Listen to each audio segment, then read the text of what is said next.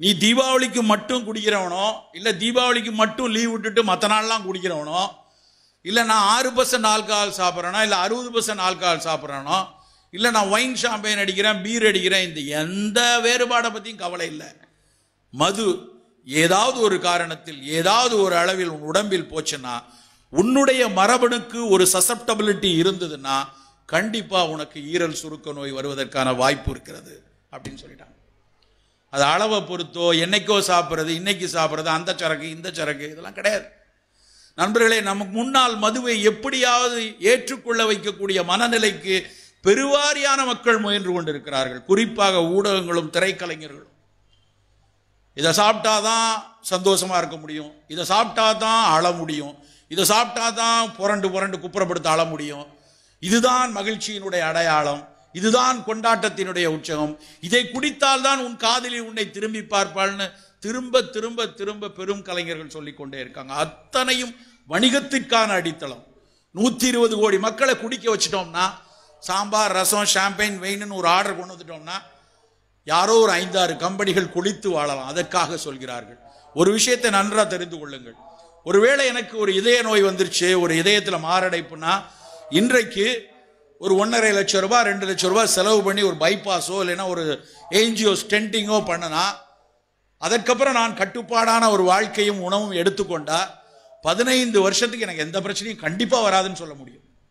ஆனால் ஈரல்ல ஒருவேளை நமக்கு சுருக்க நோய் வந்து விட்டா, சிரோசிஸ் ஆஃப் லிவர் அப்படின்னு சொல்லக்கூடிய ஈரல் சுருக்க நோய் உங்களுக்கு ஏற்பட்டு விட்டால் அதிகபட்சம் 2 ஆண்டுகள் தான்.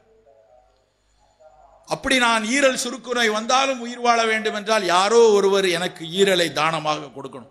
ஒரு இறந்து போன நபர் அவருடைய ஈரலை எனக்கு கொடுக்கணும். கொடுத்தா மட்டும் பத்தாது, அதோடு 48 லட்சம் ரூபாய் இன்றைய அளவில் 48 லட்சம் ரூபாய் பணம் இருந்ததுன்னா, ஒரு கெடாவர்ல இருந்து லிவர் கிடைச்சதுன்னா டிரான்ஸ்பிளான்ட் பண்ணிக்கலாம். இல்லைன்னா கூட பிறந்த அண்ணனோ தம்பியோ தனக்கு நன்றாக வேலை செய்யக்கூடிய ஈரல்ல, தம்பி குடிச்சு குடிச்சு சீரழிஞ்சு போச்சு, பரவாயில்ல என் ஈரல்ல கொஞ்சம் பிட்டு எடுத்து கொடுக்கன்னு அவர் தானமா கொடுக்கணும். அவர் ஒரு இட்லியவே பிட்டு தருவாரான்னு கொஞ்சம் யோசிச்சு பாருங்க. அவன் ஈரலை பிட்டு தருவானா? இப்படி செய்தால் மட்டும்தான் நண்பர்களே 15% நம் உயிர் வாழ முடியும். ரொம்ப ரொம்ப எச்சரிக்கையா இருக்க வேண்டிய காலம். நாம் குடிக்காமல் இருந்தால்தான் நம் குழந்தைகள் குடிக்காமல் இருக்கும். நாம் வீட்டில் நான் என்னைக்கோ ஆபீஸ்ல எனக்கு ஒரு பார்ட்டி, எனக்கு ஒரு முக்கியமான வியாபாரத்திற்காக நான் போய் குடிக்கிறேன்னு ஏதாவது ஒரு பொய்யான காரணத்தை சொல்லிவிட்டு என் குழந்தை குடிக்க கூடாது என்று பேசுவது முட்டாள்தனம். முழுக்க முழுக்க நாம் அடையாளமாக இருக்க வேண்டும். இதுவரை என்ன காரணத்திற்கு நாம் பழகி இருந்தால் கூட இன்றிலிருந்து தயவு செய்து இதிலிருந்து வெளியே வாருங்கள்.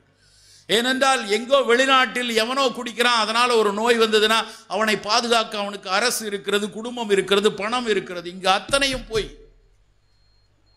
இங்கே நாம் ஒரு நோய் கூட்டத்தில் சிக்கி கொண்டால் மொத்த சமுதாயத்திற்கும் மொத்த சமூகத்திற்கும் எத்தனை மிக முக்கியமான மனிதர்களை நாம் குடியினால் இழந்திருக்கிறோம் என்று நான் சொல்ல வேண்டியதில்லை, உங்களுக்கு தெரியும்.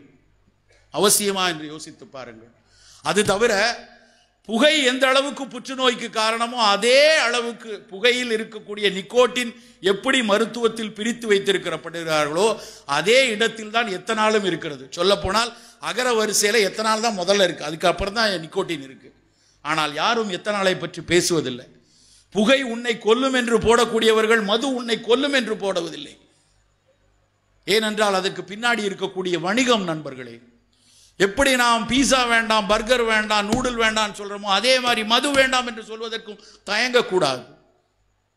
நன்றி, வணக்கம்.